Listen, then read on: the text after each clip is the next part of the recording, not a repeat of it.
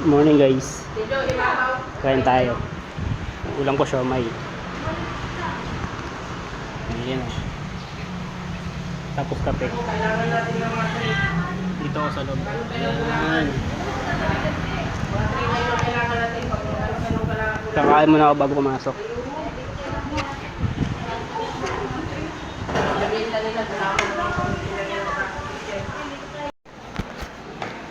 Hey guys. Tapos na ako mag-almusal.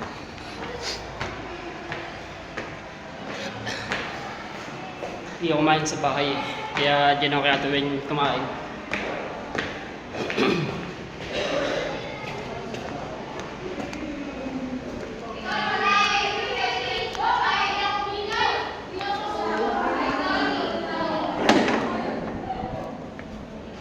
Aba, wala pang tao.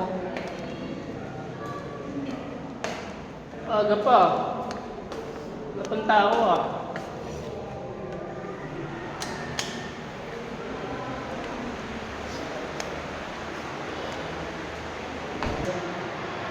Ah, 9:30 daw pasok. Ako pa lang nandito. Wala pa sila. 9:30 pasok. Wala pa.